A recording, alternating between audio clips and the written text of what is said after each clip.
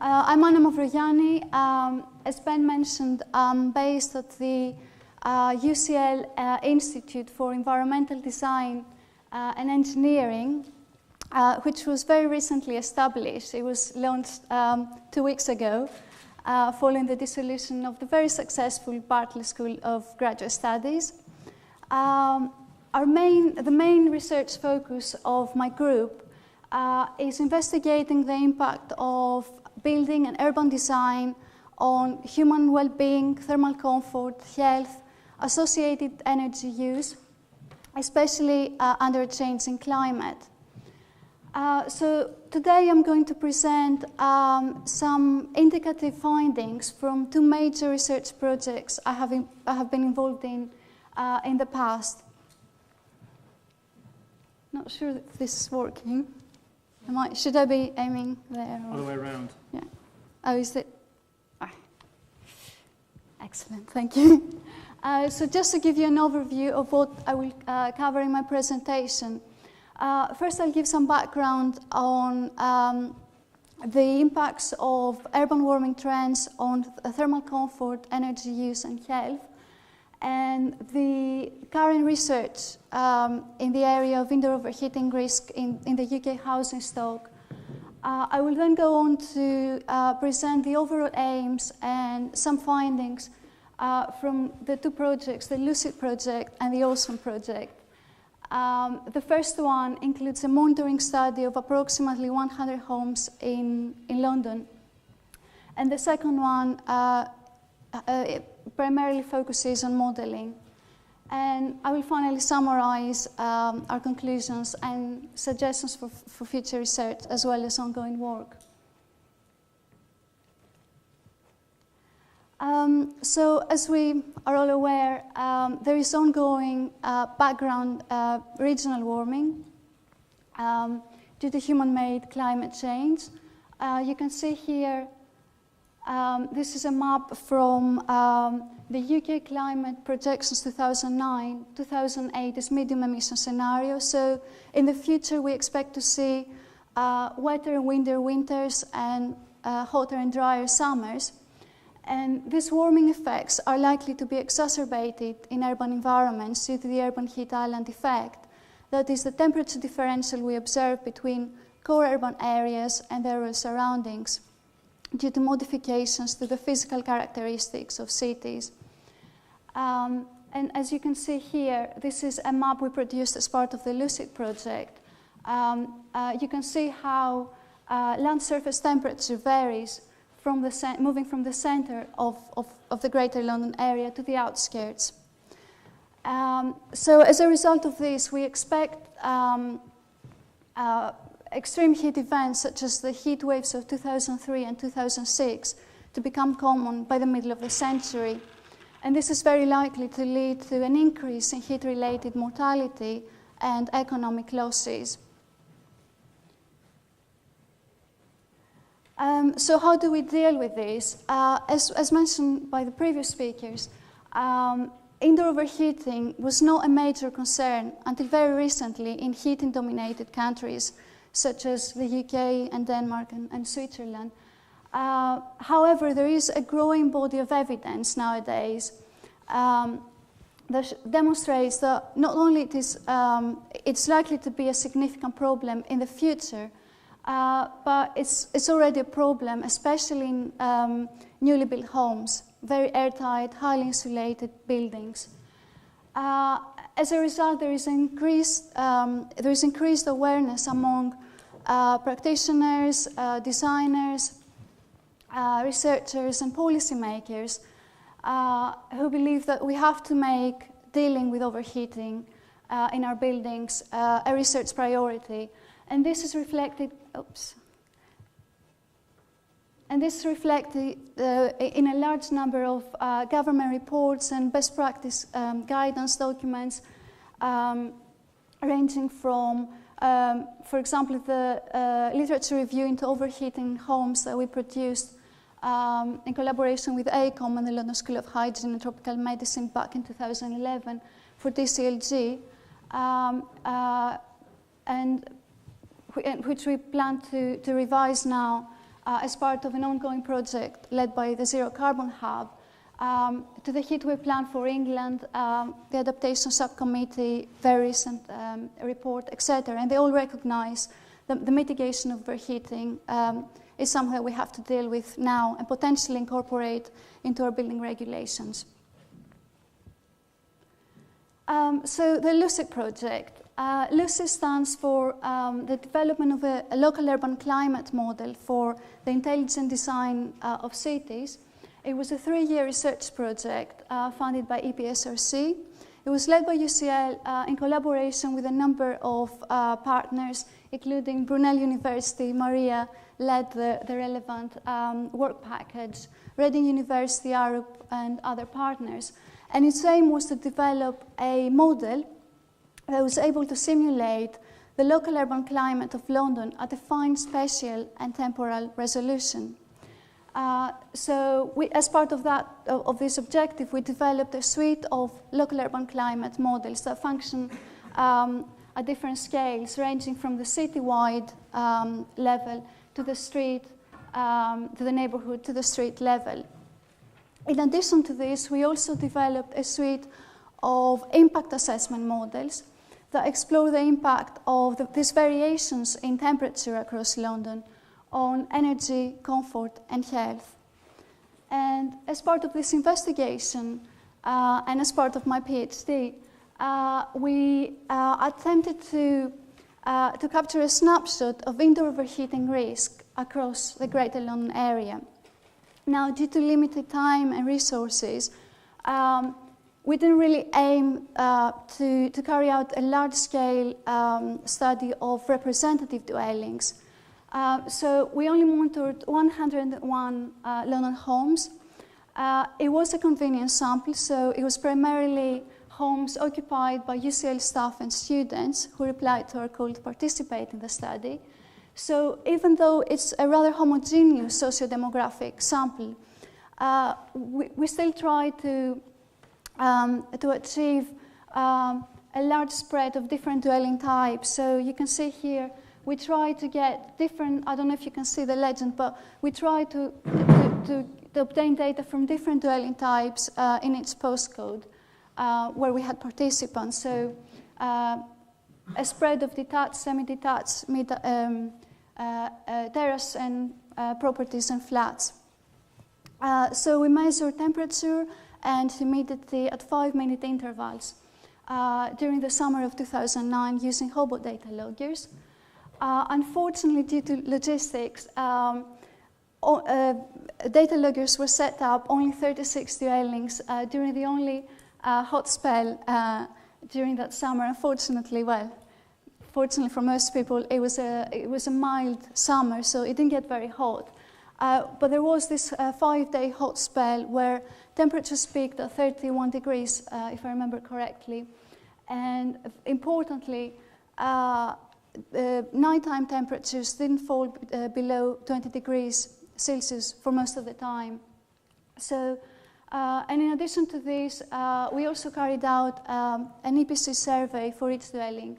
And with my colleague Ayub Atan, who helped me carrying out the surveys, we simultaneously asked the participants to fill in an energy use and ventilation behaviour questionnaire, which was a modified version of another questionnaire that had been used in the CARB study. I don't know if any of you are aware of the study, of the project. And we achieved an 80% response rate for the questionnaire. So this is a snapshot of temperatures that we obtained across London for the different dwellings participating in our study. The main finding was that even though it was not a particularly hot summer, living rooms didn't really overheat that much. However, bedrooms were found to be already at risk of indoor overheating. And interestingly enough, we didn't find a very strong correlation between temperature and distance from the centre of London. So it looks as if the location of dwellings within the London urban heat island was not a significant modifier. And we believe that this potentially indicates that other factors such as ventilation behavior, occupancy patterns, and the building characteristics may be more significant modifiers of overheating risk. So now focusing on the 36 dwellings that were modeled during the hot spell. These are the temperatures obtained for the living room and the bedrooms by dwelling type. Again, it's a very small sample size, so it's very difficult to generalize the findings. They need to be interpreted with caution. However, we did find that sleep impairment is likely to occur in around 31 out of 36 of the monitored bedrooms. So that means, according to the CIBSE criteria, that temperatures were above the 24 degrees Celsius threshold. In terms of ventilation behavior, across the whole sample, we found that the majority of participants stated that they only open one or no windows at night. So that's, we think, quite an interesting finding. So any ventilation strategies that we propose, it was mentioned earlier that night cooling may be considered obligatory in the future. In residential settings, this may be very, very tricky to achieve because primarily of security concerns, but potentially also noise, outdoor air pollution concerns, etc. And also bedroom air temperatures were slightly higher in dwellings where the occupants tend to leave most or all windows open at night. And I believe that this is because there wasn't a high diurnal temperature difference, so nighttime temperatures didn't drop enough to have this cooling benefit of night ventilation. And then looking at the subsample, we try to see how the thermal performance of the dwellings that had windows open most of the time varied. And we saw that the daytime rapid ventilation increases the variability of temperatures during the day. However, in bedrooms, because in most cases not many windows were open, we can't really see this effect. So we really need a larger sample to be able to draw any conclusions. Now moving to the AWESOME project. AWESOME is also an acronym which I can't remember off by heart, so don't ask me what it stands for. I can send you a link to our website. It's also a 3-year research project. It finishes in 2015. We recently received an extension. It's funded by NERC and is led by epidemiologists at the London School of Hygiene and Tropical Medicine. The main aim of the project is to explore synergies between outdoor air pollution and weather, and the impact of their spatial variation on health and health inequality. The UCL team leads work package 3, which focuses on how the building fabric and the resulting indoor environment could potentially act as a modifier of exposure to excess indoor temperatures and air pollutants. So does the health risk of individuals, is it modified by the building they occupy? This is the main research question we are trying to answer. So our work is primarily based on dynamic thermal modeling and indoor air pollution modeling. So these are some, again, indicative findings of various modeling exercises we have undertaken. So these are some results of a modeling study of a 1960s mid-floor purpose-built, single-sided, flat, a dwelling type that is known from the literature to be very prone to overheating. And as you can see, we have tested its behavior, its thermal behavior during the summer under different ventilation behavior scenarios. So we compare rapid ventilation here versus a combination of night cooling and shading for its existing condition versus a retrofit scenario here. And we've seen the impact of these scenarios on when we assess its overheating using different overheating criteria, both static and adaptive. So the first three are the CIBSE static criteria of overheating, and the last one is when we use the adaptive approach. So what we can see is that it is evident that the energy efficient retrofit, or at least the measures we've tested here, which was triple glazing and increased in air tightness and internal wall insulation, are likely to increase summer overheating. So it's a potential unintended consequence of energy upgrade of the building fabric. And even though we observe some slight reductions when we compare the rapid ventilation scenario against the night cooling scenario, these reductions are very small. So this could potentially indicate that in the future we might need something more robust, perhaps external shading, shutters, etc., or trying to create cross-ventilation pathways. But these measures are not enough to reduce overheating under the specific scenario. In this study, which was recently published in Building and Environment, we tried to see whether different scenarios of ventilation behavior are likely to change the ranking of overheating across a large number of dwelling types. So what we tested here is this one, the dark lines represent a scenario where all windows remain closed. So the distribution of temperatures, obviously, as you can see, shifted towards the right. We have much higher temperatures. The other scenarios are more realistic, I guess. It's daytime ventilation, and the gray one is a night cooling and daytime shading scenario. So again, similar to the previous study, you can see that we achieve slightly better results, but again, temperatures may be considered still quite high. So the rankings do vary as a function of occupancy patterns, window opening and shading use, so behavior is very important. And even though internal shading and night cooling can reduce overheating, this only to a certain extent, and beyond that we might need to consider additional measures. And as a final point, this is another study we carried out with my colleague Jonathan Taylor. And here we use some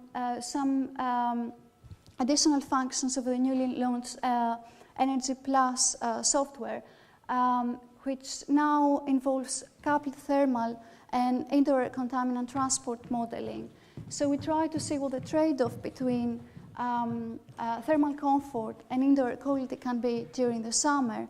And the results are rather unsurprising. So we can see here, on the top we have PM2.5, the contaminant we modeled, and we plot the indoor-outdoor ratio through very hot days.